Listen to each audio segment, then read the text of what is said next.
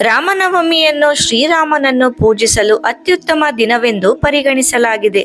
ಈ ವರ್ಷ ರಾಮನವಮಿ ಹಬ್ಬವನ್ನು 2024ರ ಏಪ್ರಿಲ್ 17ರಂದು ಆಚರಿಸಲಾಗುತ್ತಿದೆ. ರಾಮನವಮಿ ಹಬ್ಬವು ಹಿಂದೂ ಧರ್ಮದ ಜನರಿಗೆ ಬಹಳ ವಿಶೇಷವಾಗಿದೆ. ನಿಮಗೆಲ್ಲರಿಗೂ ತಿಳಿದಿರುವ ಹಾಗೆ ಪ್ರತಿ ವರ್ಷ ಚೈತ್ರ ಮಾಸದ ಶುಕ್ಲ ಪಕ್ಷದ 9ನೇ ದಿನದಂದು ರಾಮನವಮಿ ಹಬ್ಬವನ್ನು ಆಚರಿಸಲಾಗುತ್ತದೆ. ಈ ದಿನ ಭಕ್ತರು ಶ್ರೀರಾಮನ ಆಶೀರ್ವಾದವನ್ನು ಪಡೆಯಲು ರಾಮನನ್ನು ಬಹಳ ಭಕ್ತಿಯಿಂದ ಪೂಜಿಸುತ್ತಾರೆ. ರಾಮನವಮಿಯಂದು ಶ್ರೀರಾಮನ ವಿಶೇಷ ಅನುಗ್ರಹವನ್ನು ಪಡೆಯಲು ರಾಶಿ ಚಕ್ರದ ಪ್ರಕಾರ ಶ್ರೀರಾಮನನ್ನು ಪೂಜಿಸುವುದು ಮತ್ತು ಮಂತ್ರಗಳನ್ನು ಪಠಿಸುವುದರಿಂದ ಜೀವನವನ್ನು ಬದಲಾಯಿಸಬಹುದು. ಮೇಷರಾಶಿ. ಮೇಷರಾಶಿಯವರು ಈ ದಿನ ಆಧ್ಯಾತ್ಮಿಕವಾಗಿ ಉಲ್ಲಾಸ ಮತ್ತು ತಮ್ಮ ಗುರಿಗಳ ಹಿಂದೆ ಹೋಗಲು ಪ್ರೇರೇಪಿಸಲ್ಪಡಬಹುದು. ಮೇಷರಾಶಿಯ ಅಧಿಪತಿ ಮಂಗಳ ಗ್ರಹ. ಆದ್ದರಿಂದ ಮೇಷರಾಶಿಯ ಜನರು ಶ್ರೀರಾಮನಿಗೆ ಕೆಂಪು ಬಣ್ಣದ ಹೂವುಗಳನ್ನು ಅರ್ಪಿಸಬೇಕು ಮತ್ತು ದಾಳಿಂಬೆ ಹಣ್ಣನ್ನು ಶ್ರೀರಾಮನಿಗೆ ಅರ್ಪಿಸಬೇಕು. ರಾಮನವಮಿಯ ದಿನದಂದು ಸುಂದರಕಾಂಡವನ್ನು ಪಠಿಸುವುದು ನಿಮಗೆ ತುಂಬಾ ಪ್ರಯೋಜನಕಾರಿಯಾಗಬಹುದು. ಜ್ಯೋತಿಷ್ಯದ ಪ್ರಕಾರ ರಾಮನವಮಿಯ ದಿನದಂದು ಮೇಷರಾಶಿಯ ವ್ಯಕ್ತಿಯು ಜಪಮಾಲೆಯೊಂದಿಗೆ ಓಂ ಪರಮಾತ್ಮನೇ ನಮಃ ಮಂತ್ರವನ್ನು 108 ಬಾರಿ ಪಠಿಸಬೇಕು. ವೃಷಭ ರಾಶಿ. ವೃಷಭ ರಾಶಿಯವರು ತಮಗೆ ಯಾವುದೇ ಮುಖ್ಯ ಮತ್ತು ತಮ್ಮ ಜೀವನದಲ್ಲಿ ಹೇಗೆ ಹೆಚ್ಚು ಸುರಕ್ಷಿತವಾಗಿರಬಹುದು ಎಂಬುದರ ಬಗ್ಗೆ ಯೋಚಿಸಲು ಈ ಸಮಯವನ್ನು ಬಳಸಬಹುದು. ಶುಕ್ರನು ವೃಷಭ ರಾಶಿಯವರ ಅಧಿಪತಿ. ಆದ್ದರಿಂದ ರಾಮನವಮಿಯ ದಿನದಂದು ನೀವು ಶ್ರೀರಾಮನಿಗೆ ಹಾಲಿನಿಂದ ಮಾಡಿದ ಯಾವುದೇ ಸಿಹಿ ತಿಂಡಿಗಳನ್ನು ಅರ್ಪಿಸಿದರೆ ಅದು ನಿಮಗೆ ವಿಶೇಷವಾಗಿ ಫಲಪ್ರದವಾಗಿರುತ್ತದೆ.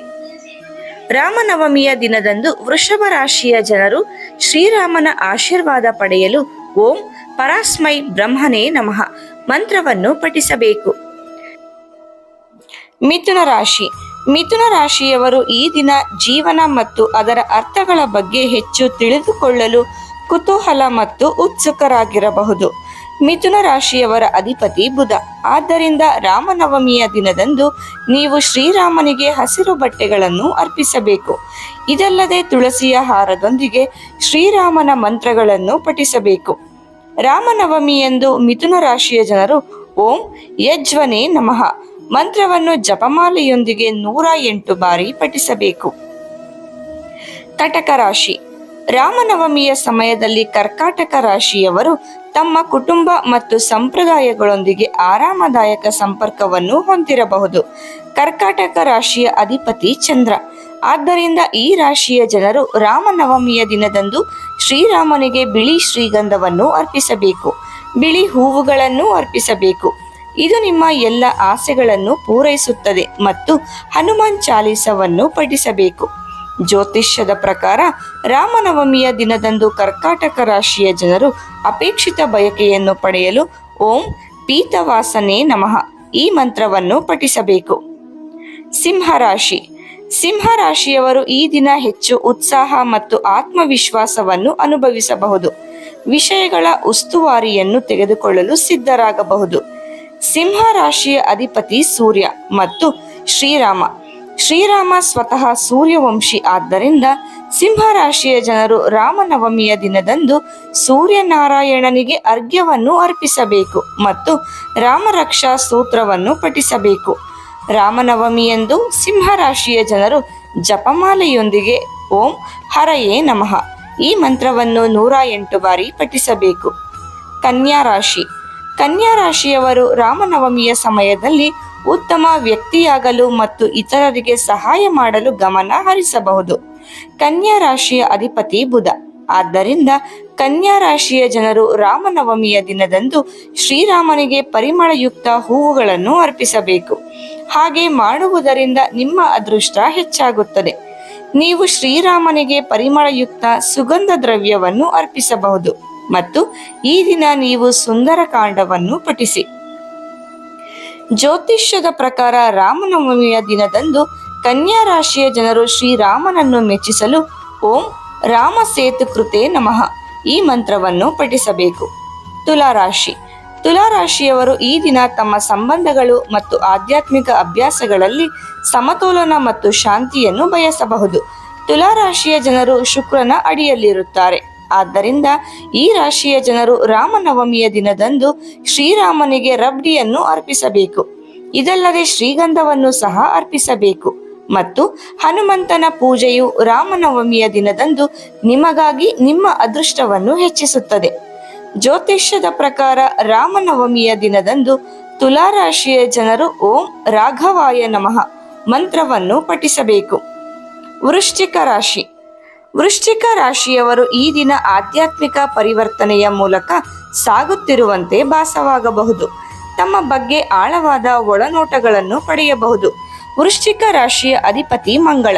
ಆದ್ದರಿಂದ ಈ ರಾಶಿಯ ಜನರು ರಾಮನವಮಿಯ ದಿನದಂದು ಶ್ರೀರಾಮನಿಗೆ ಹಳದಿ ಹೂವುಗಳನ್ನು ಮತ್ತು ಹಳದಿ ಶ್ರೀಗಂಧವನ್ನು ಅರ್ಪಿಸಬೇಕು. ಕೆಂಪು ಬಟ್ಟೆಗಳನ್ನು ಸಹ ಅರ್ಪಿಸಬಹುದು. ನಿಮ್ಮ ಎಲ್ಲ ಅಡೆತಡೆಗಳನ್ನು ತೆಗೆದುಹಾಕಲು ನೀವು ಪರಿಹಾರವಾಗಿ ರಾಮರಕ್ಷಾ ಸೂತ್ರವನ್ನು ಪಠಿಸಬಹುದು.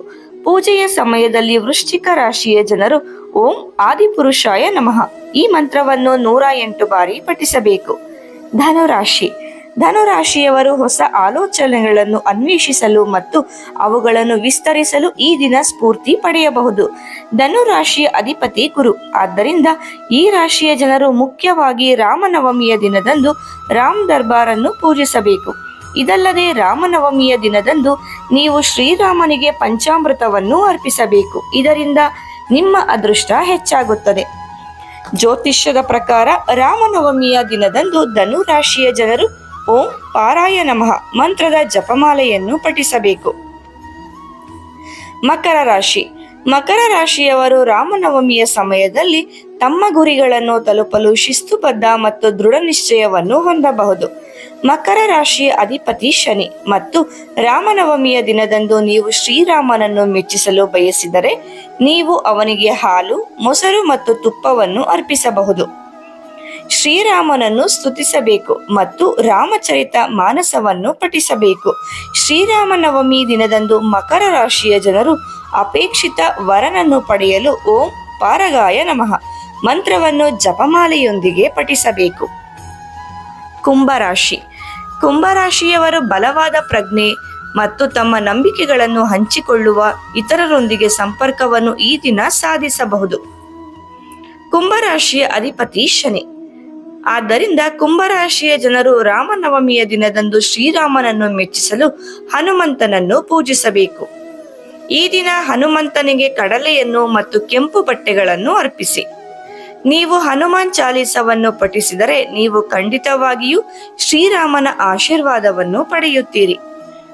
ರಾಮನವಮಿಯಂದು ಕುಂಭರಾಶಿಯ ಜನರು ಓಂ ಮಹೋದರಾಯ ನಮಃ ಈ ಮಂತ್ರವನ್ನು 108 ಬಾರಿ ಪಠಿಸಬೇಕು. ಕೊನೆಯ ರಾಶಿ ಮೀನರಾಶಿ. ಮೀನರಾಶಿಯವರು ಈ ದಿನ ಆಳವಾದ ಆಧ್ಯಾತ್ಮಿಕ ಅನುಭವಗಳನ್ನು ಮತ್ತು ಇತರರ ಬಗ್ಗೆ ಹೆಚ್ಚು ಸಹಾನುಭೂತಿಯನ್ನು ಹೊಂದಿರಬಹುದು. ಮೀನರಾಶಿಯ ಅಧಿಪತಿ ಗುರು. ಮತ್ತು ಈ ರಾಶಿಯ ಜನರು ರಾಮನವಮಿಯ ದಿನದಂದು ಶ್ರೀರಾಮನನ್ನು ಮೆಚ್ಚಿಸಲು ಹಳದಿ ಹಣ್ಣುಗಳನ್ನು ಅರ್ಪಿಸಬೇಕು. ಇದಲ್ಲದೆ ಹಳದಿ ಶ್ರೀಗಂಧವನ್ನು ಶ್ರೀರಾಮನಿಗೆ ಅರ್ಪಿಸಬೇಕು ಮತ್ತು ರಾಮರಕ್ಷಾ ಸೂತ್ರವನ್ನು ಪಠಿಸಬೇಕು. ಜ್ಯೋತಿಷ್ಯದ ಪ್ರಕಾರ ಶ್ರೀರಾಮನ ಆಶೀರ್ವಾದ ಪಡೆಯಲು ಮೀನರಾಶಿಯ ಜನರು ಓಂ ಬ್ರಹ್ಮಣ್ಯಾಯ ನಮಃ ಈ ಮಂತ್ರವನ್ನು 5 ಬಾರಿ ಪಠಿಸಬೇಕು. ಮಾಹಿತಿ ಇಷ್ಟ ಆದರೆ ವಿಡಿಯೋಗೆ ಒಂದು ಲೈಕ್ ಮಾಡಿ. ಇದೇ ರೀತಿ ಉಪಯುಕ್ತ ಮಾಹಿತಿಯೊಂದಿಗೆ ಮುಂದಿನ ವಿಡಿಯೋದಲ್ಲಿ ಭೇಟಿಯಾಗೋಣ. ಧನ್ಯವಾದಗಳು.